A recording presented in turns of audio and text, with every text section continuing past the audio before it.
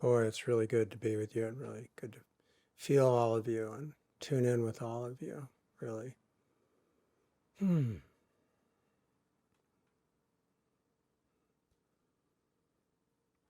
Be aware of the one who wants to know.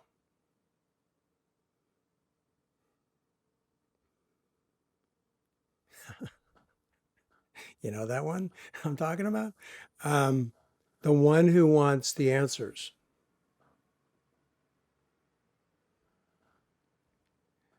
The one who wants to stay in control.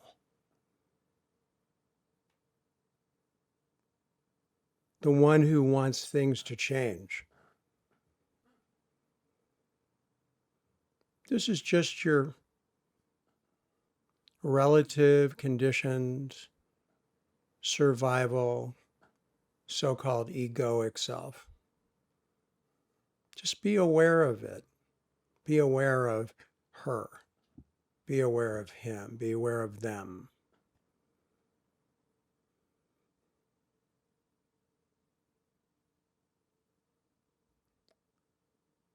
What does that need from you, from your true nature, from your true awareness? I'll tell you. Just acceptance.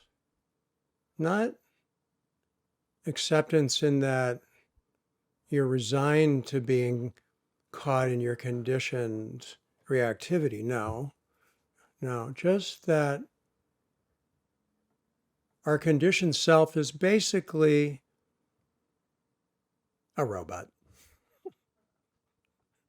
that's been programmed.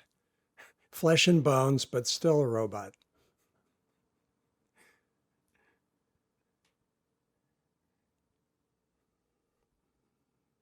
It does things over and over and over again because it's been programmed to do that. And you wonder why it doesn't change. But this is where we practice. We bring attention to the recurring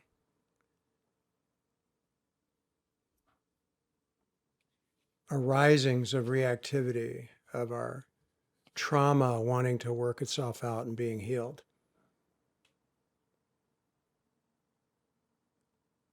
To getting our needs met. That's fine. But here, in this environment, this truly, if you will, sacred space of your vast being, this is where you're learning something very, very different. There's a word for it that I'm going to give you that is truly misunderstood. And I'm going to talk about this a little bit before we go into our dialogue.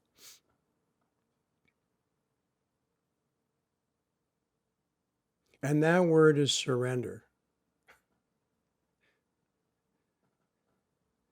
That does not have positive connotations to the one who wants answers, the one who wants things to change and get better. But that's not what I'm talking about.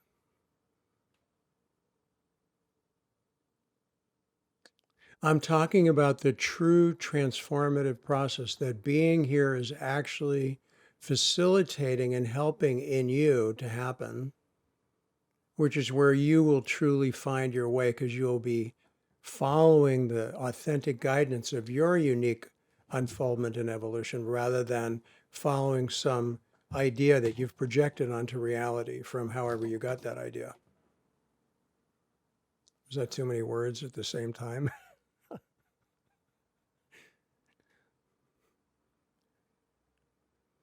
I'm trying to slow it down so I don't give you too many words. Surrender. What is true surrender? That's what I want to talk about today, true surrender. I'll give you some hints. True surrender is enlivening. It's energizing. It's empowering, not depleting. not depleting at all. The opposite. Why? Because you're letting go of being who you think you are.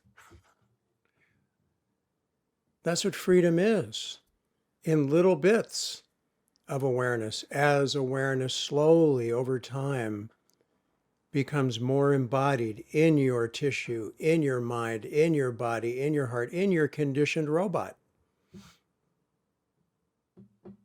That's the purpose of our life from awakening on.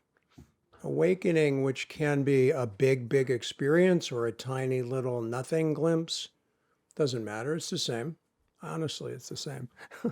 There's, as I have said and will continue to remind you if you didn't remember or hear it before, awakening simply is the awareness of awareness, the awareness of our so-called true nature, the glimpse, the taste, that which motivated you to be here, one way or another, for all of us, me and you and all of us.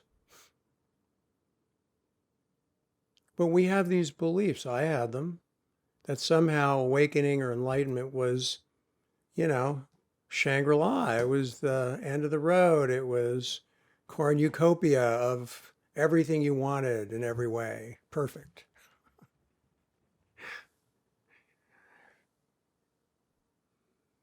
That's a good marketing position that gets lots of followers.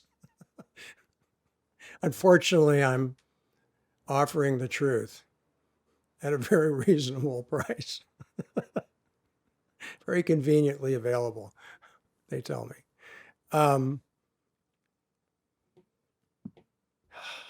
Okay. So surrendering simply means the slow process of learning to let that which is truly healing us, truly transforming us, truly enlightening us to happen. Practice is really learning how to be present with that which is happening.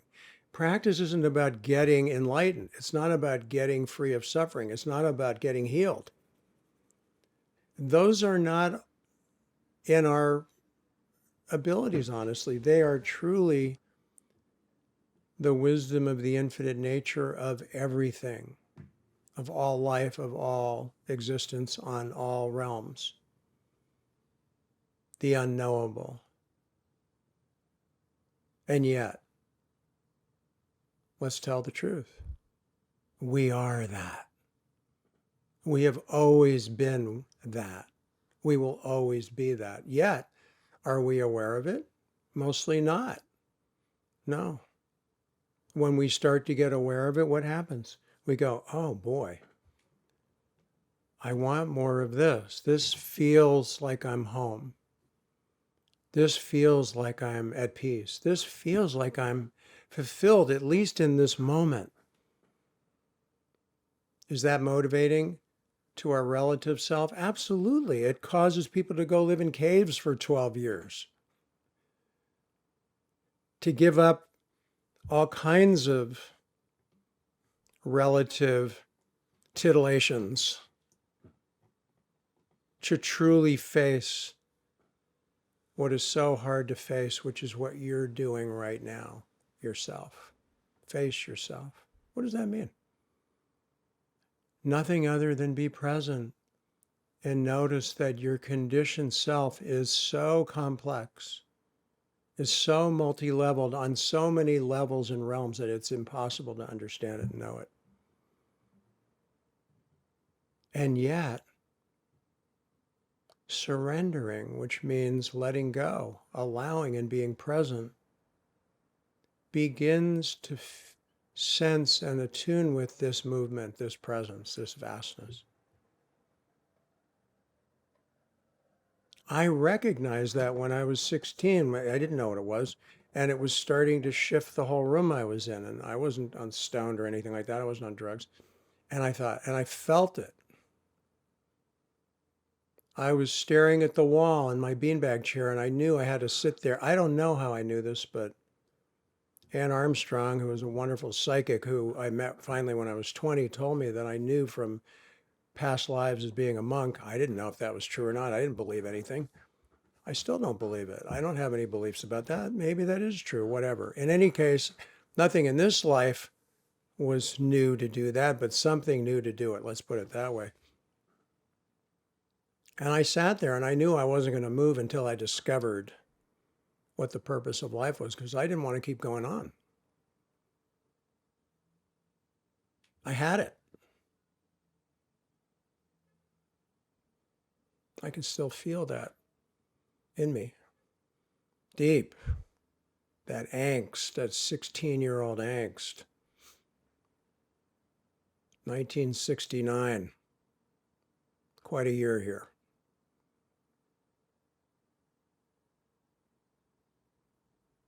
I wasn't going to move until I discovered it. And I said, if I have to die, I'm going to die. That's exactly how I felt. And then all of a sudden, at some point, oh yeah, my arm would itch. I wouldn't scratch it. I felt like moving. I didn't move. My mind would want to get distracted. I was doing intense meditation. I didn't even know what meditation was.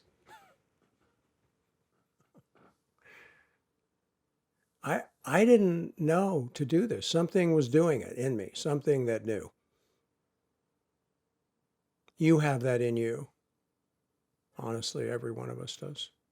It's your nature. And then all of a sudden, the walls started having this undulation or something like that, like a wave movement or something like that. And I thought, I was 16, right? I thought, wow, that's cool. And I didn't have any beliefs about it, of course, thankfully. I didn't know anything about it. And also it was radiating light. I thought, wow. And I felt it. I felt this movement and this light. I felt it. And so something in me said, this is the right direction. Something in me knew, just go with this. Just let this happen. And I did. Until it brought me to the precipice of the most terrifying terror I've ever had in my whole life. And I knew I was going to die. And I was scared shitless. And I knew I couldn't stop it. And this voice came, stay with your breathing. What? I didn't know what that was. And so I did, and that worked. And there was like an explosion, and there was no more me or room or anything. It was the sun. It was like I had merged into the sun.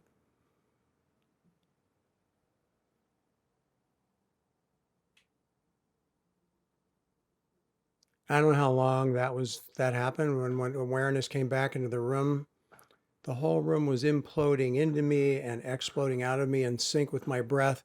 And I felt like I was being ripped apart.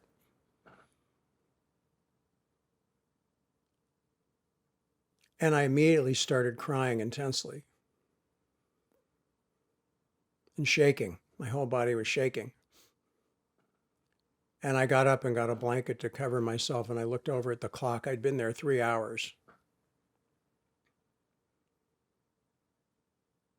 And you know what I felt at that moment? I felt that if I died right now, my life was worth it. And I looked back at my whole life, which made no sense to me. Nothing made sense. Everything was chopped up, and everything had meaning and connection. And I didn't think about it. It just did. And there was a sense of trajectory into the future that has guided me since and even to today. And this is what we're talking about, that which awakened then. But it's taken 52 years to get to where it is today with this traumatized historical robot that has had all kinds of rugs pulled out from underneath him from birth and on, and has been forced, like you are, like all of us are, to learn to pay attention. Because if we don't pay attention, it just is harder, actually, not easier.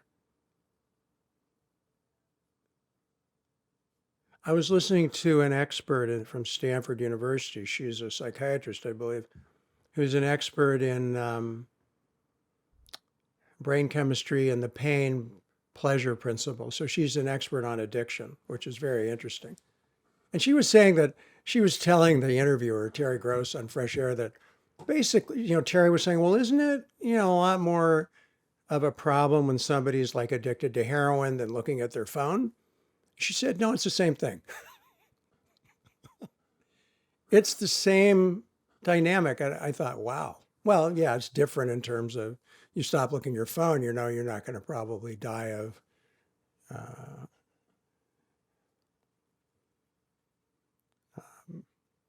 what's it called? Withdrawal symptoms. You might. But it was so interesting. And she said, the takeaway from that interview was so amazing. I want to give it to you. The ultimate result of hedonism is no joy. So, of course, we want to medicate ourselves. Of course, we want to distract ourselves. Of course, we want to avoid our pain. It's natural to not want to feel it. And so we distract ourselves constantly. But what are we doing here? We said, okay, I hate this. I don't want to be here. I can't stand coming to satsang. I don't want to listen to Jon anymore.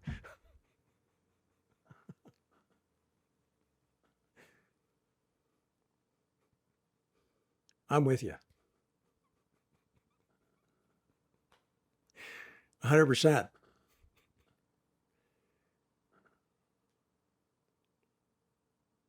But like you, I was forced to surrender. And sometimes surrendering is extremely difficult and painful, let's face it. So,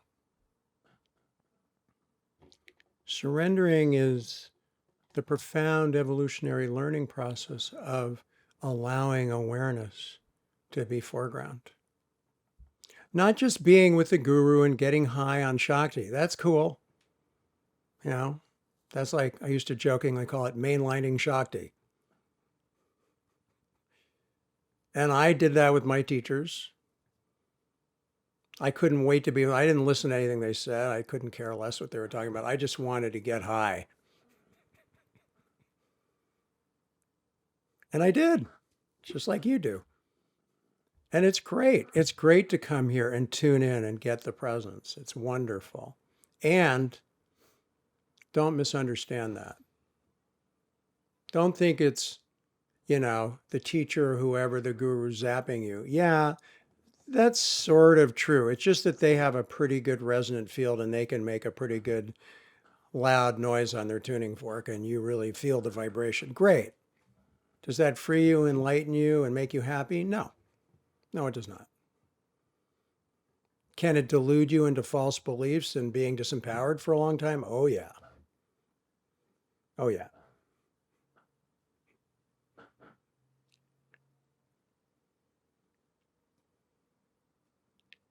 Oh, forgive me. I know I can't help but trigger people. It's just hard not to do.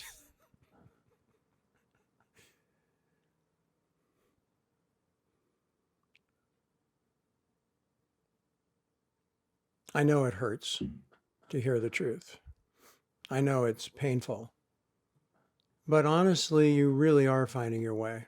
In fact, let me put it more accurately.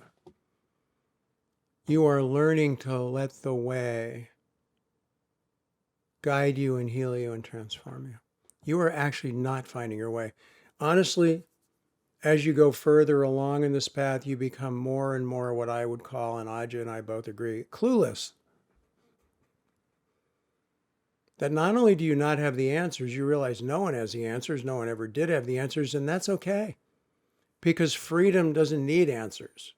Your relative self gets all the answers it needs on whatever problems it needs to solve. That's just ordinary reality, functioning, planning, and all of it. That's just fine. People think, well, what if I lose my ego, how am I going to function? That's a misunderstanding of what becoming free of identity is.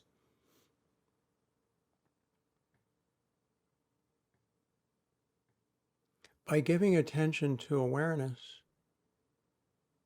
naturally the identity that you were conditioned and addicted to, literally merged in, will begin to loosen its grip. naturally. And what will you feel? More spacious, more alive, more vibrant, more open, more spacious, all the good stuff. You're not making that happen.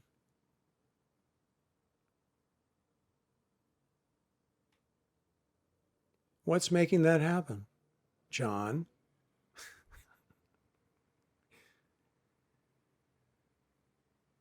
I don't know.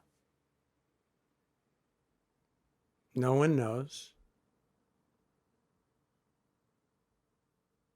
And that's why my first teacher, my first enlightened, beautiful being teacher that I got to be close to, Jean Klein, said to me,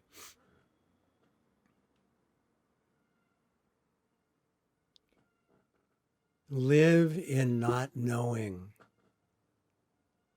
being understanding.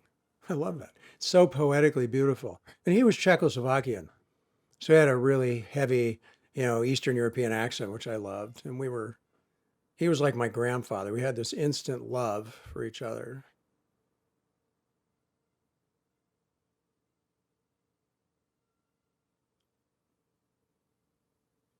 So be aware. So I'm coming back to the beginning of the talk. Be aware of the one who wants to know. Don't try to get rid of that. That's part of your relative nature that needs to solve problems. You're not going to get rid of that. You don't want to get rid of that.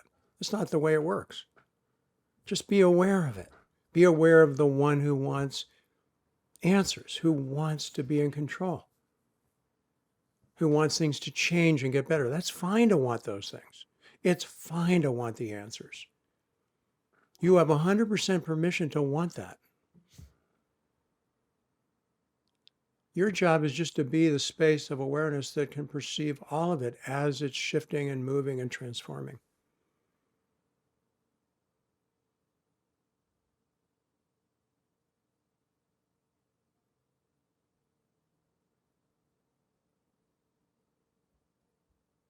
And slowly over time, or rapidly for some people, the natural evolutionary process of being embodied with presence is happening and will continue to happen, and there's no end to it. There's no place called enlightenment that you're going to end up.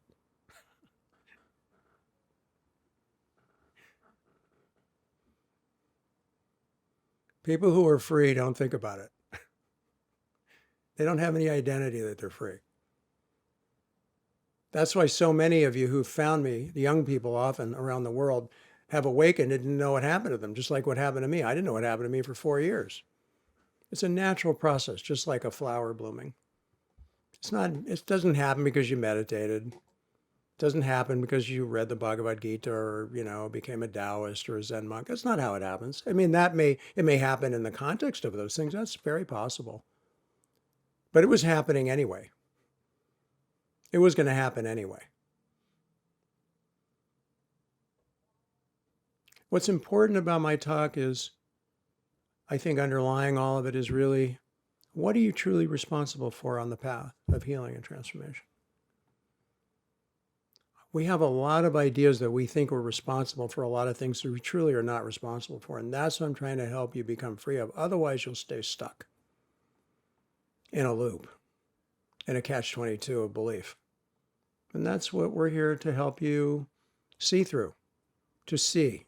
And once you see it, really, pretty soon it will just go poof. And when that happened for me, back whenever it did, I called my friend Kenneth and I said, time to give away all my books, my cartloads of books. And he came over and we loaded up God knows how many boxes. I'm sorry I gave away all of them, because some of them now I wish I had. I didn't give away everyone, a lot of them. But I had, walls of them. I'd read every one, digested every one. Well, thought I digested every one. But when that happened for me, back when it did, when I was a student of Jon, it was this being free of the knower. And I literally felt weightless. I literally felt like I was floating. It was amazing. Amazing. I didn't make that happen. Had nothing to do with it. It just happened. Just like it's happening for you. It's just happening. So what you really need is patience. That's what you need to work on. Patience. What you need to really work on is forgiveness. What you really need to work on is permission to be how you are.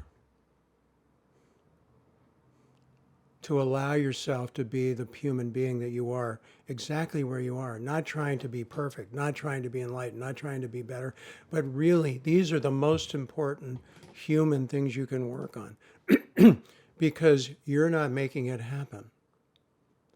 You're not in control of how long this is going to take and what you're going to have to go through, and God knows how it's going to unfold. That is not our job. We don't know that. We will never know that. And yet, by being patient, by learning to be patient, by being with your impatience, by being with your controlling nature, by being with the one who wants everything to be better or different, you'll begin to open yourself to asking for forgiveness because you realize you're not in control and you can't force things to change. So I'm sorry, you say to your true self, your true connection. I'm sorry that I'm trying to make it happen. I'm sorry I'm so impatient. I'm sorry I'm so reactive. I'm sorry I'm so controlling. Please forgive me. And this you ask deeply within yourself, in your unconscious mind, your true self. I'm sorry. Please forgive me. Thank you. I love you. And I honestly tell you, if you can get into that little practice sincerely and play with that and explore that and experiment with that, you'll understand a lot that your mind and all the reading and all the lectures will never give you, because you'll learn it internally, deeply. Not because someone said it like me. It's not about believing any of this. I just want to tell you, I have never been a believer. Well, maybe a little bit here and there, but that always backfires. And I'm not a follower, really, and I know you're not either.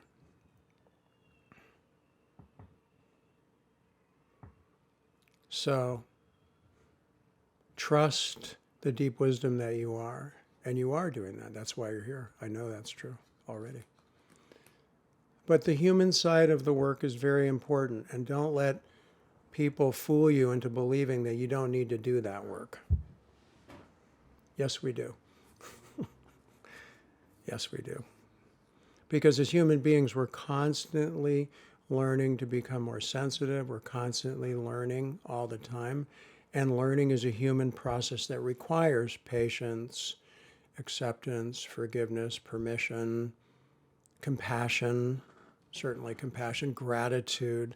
Those are all very important practices of the integration of the heart with the mind and the body.